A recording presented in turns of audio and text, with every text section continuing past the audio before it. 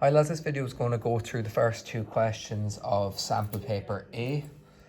So for question 1A, it tells us 6 shapes are shown below.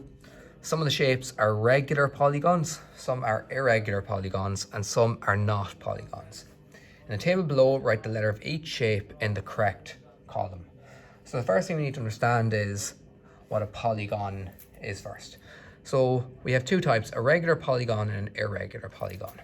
A regular polygon is a shape that has all points, for example, connecting together in a straight line, and all sides are of equal length and all angles in between are the same. So for example, D there, the pentagon. An irregular polygon is a polygon that has straight lines, but all sides are not the same length. So for example, a triangle there, we can see clear that that length there is not the same as that length there. And the last one, ones that are not polygons. So for example, any shape that maybe has like a curve to it. For example, here, that shape there has a curve to it there, and we can see there's part of a circle here for this one. So for A, first one we're looking at there, that's going to be an irregular polygon.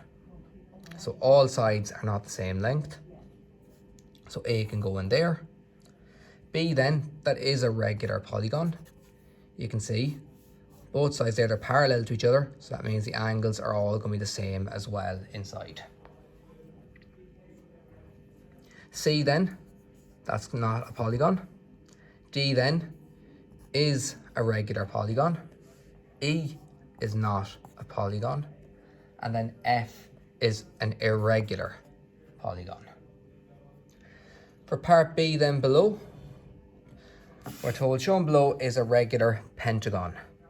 Using a tick to indicate whether each of the following statements is true or false. First of all, a regular pentagon has 6 sides. And we know that's not true, it's false. We know the pentagon has 5 sides. A hexagon has 6. Part 2 then, a regular pentagon has an exterior angle of 72 degrees. We know that's true. And check, we know there's 360 degrees in a circle. If we take 360 and divide by the number of sides in a pentagon, for example it's 5, we get 72 degrees then. So we can see that's true.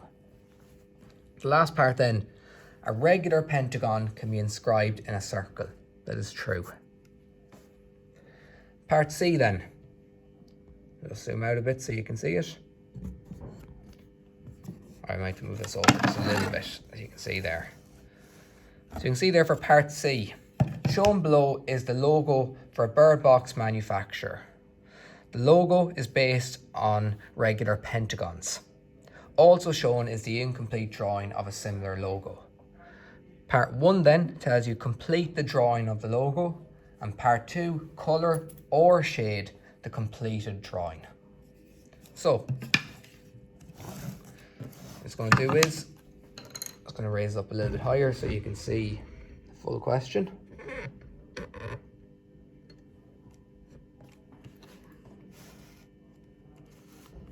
Now the first thing what I have is the width of the larger pentagon is 70 mil. So the first thing I'm going to do is I'm going to go 35 each side to give me my total width there of 70. We know for a pentagon the angles are 72 degrees. We learned that from this part here. So I need to use my protractor for that. So I need to go 72 degrees each side from my bottom 2 corners. So 72 degrees on this side, and then 72 degrees on this side here. And connect the two like that there. We know that all sides are equal lengths. So what I can do is I can take my 70 mil here on my compass and swing an arc out here and swing an arc out there. And because there's 2 sides left, can swing an arc from there and there. And draw the last two sides of my pentagon.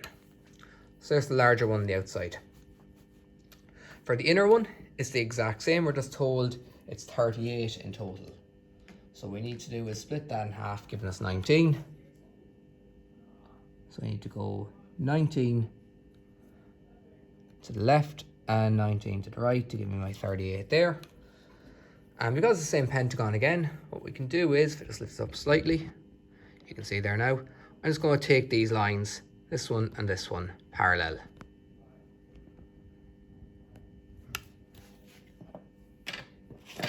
So using sliding set squares, I don't need to remeasure my 72 degrees.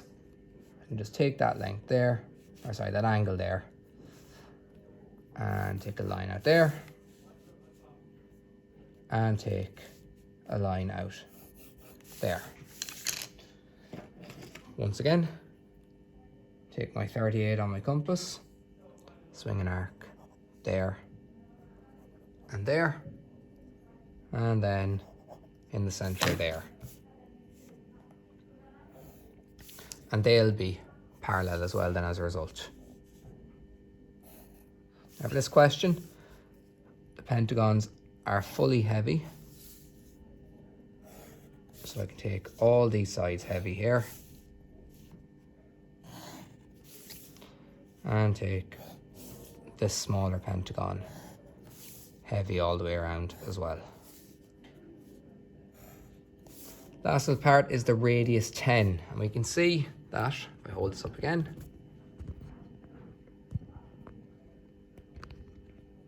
you can see it passes through that point there and that point there to give me the base. So I'll join these two together here and go up 10 mil, as that's my radius. So I need to set my compass to 10 mil and draw a circle of radius 10. Last part then is to colour or shade the completed drawing. So let's get my colours and colour that in.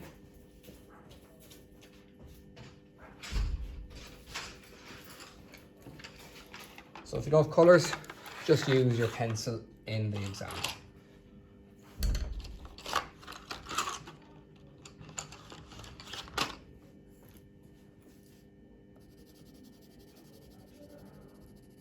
So make sure to do this part because it's very simple and easy to forget. For the sake of what could be 4 marks maybe in an exam, just to put a bit of colour or a bit of shade on your question. You've after done all the hard work of drawing it out. The easy part then is just to apply a bit of colour or a bit of shade into the actual finished question. So you can kind of copy the same way the image is given to you. So I'm just using the green. I'm just going to colour in green exactly where the green is given to us in the image above.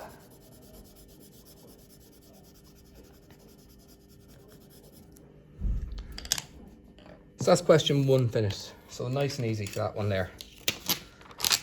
Next question we have then is question 2. So for 2A, it tells us students at an athletics event were asked their age. Below is the information gathered. 18 students were aged 13 years old, 23 students were aged 14 years old, 19 were aged 15, and 12 students were aged 16 years. Excuse me. Divide the given circle to represent this information graphically. And once again, you can see there, shade or colour the completed diagram. So the first thing we need to do is, we need to figure out what each of these students are in terms of like a degree, because we're going to be fitting this inside a circle. So what we want to do is add up all of these students first to figure out how many are in total. So we have 18 plus 23 plus 19 plus 12. So in total, there's 72 students. And we want to represent that in terms of an angle out of 360 degrees. If this is in terms of out of a percentage, we'd simply take, for example, 18 over 72 and multiply it by 100 to figure out the percentage. What we're going to do instead is we're going to take that number, divide it by 72 and multiply it by 360, because we're going to figure out how many degrees each one is. So for the first one, 18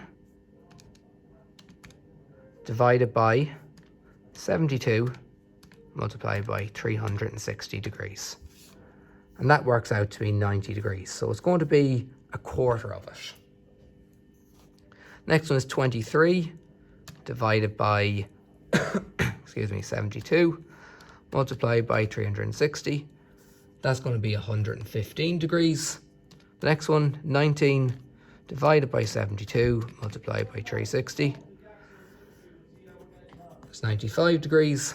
And the last one, 12 divided by 72 multiplied by 360, 60 degrees.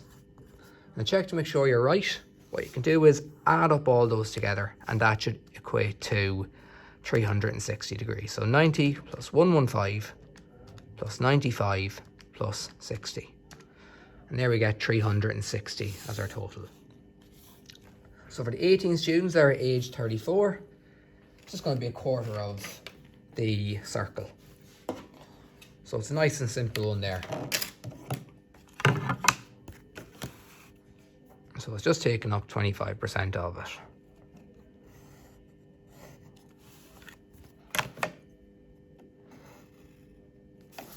So I'm going to write down 13 there, for the number of kids who are 13.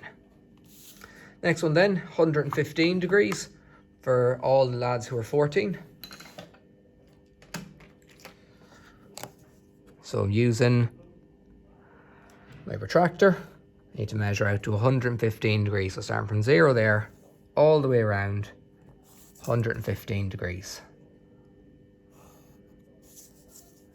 I can draw that in heavy there.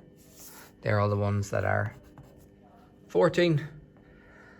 Next one is 95 degrees. So once again, I'm going 90, 95, and then that last angle there is going to be our 60 degrees. So there's all of our 15-year-olds, and there's all of our 16-year-olds. And that tells us once again, shade or colour the completed diagram. So ideally it would be easier to have colours for this so that you can use different shades for the question. So for example, 13. I'm doing this green colour here.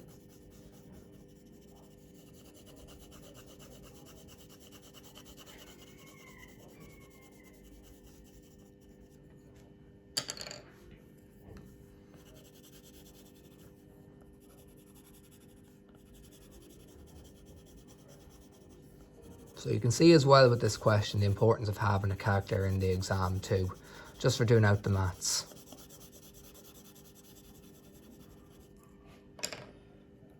And I can do 16 with the orange here.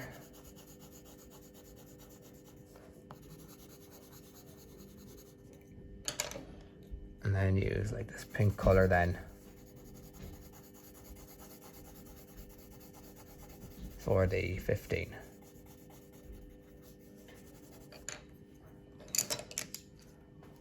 For the next part, part B, using the list given below, label each angle in the space provided. So we have an acute angle, a right angle, an obtuse angle, and a straight angle. So the acute angle is this one here. It's an angle less than 90 degrees, greater than 0. Straight angle there, just a straight line. Then we have our right angle here. And our last one is our obtuse angle, an angle that's greater than 90 degrees. So nice and simple there for that part. Then part C. Just lift it up a little bit. The image shows a logo for Noonan Consultants. The logo is based on triangles inside a circle. Complete the drawing of the logo below by 1. Locate in the center of the circle, and 2, complete the logo as shown in the image on the right show all constructions clearly. So for this question here, we're not given the center of the circle, but we know that if we bisect a chord, it passes through the center of a circle. So a chord, for example, is any line that passes through the circumference of the circle. So you can see there, pass through there and there. If I bisect that,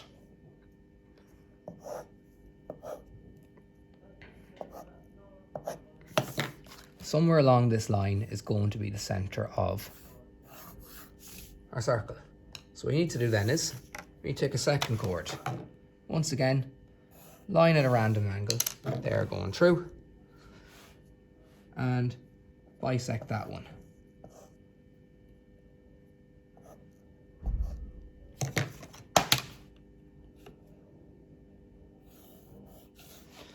And where the two lines cross, you can see that is the center of our circle there.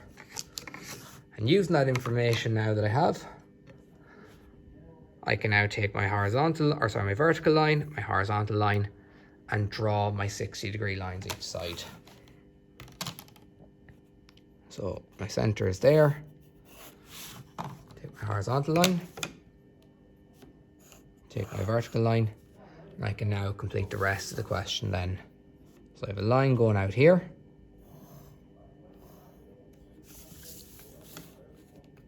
Line going out there.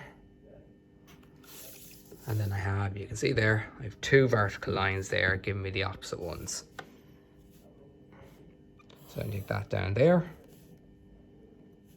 Take that down there.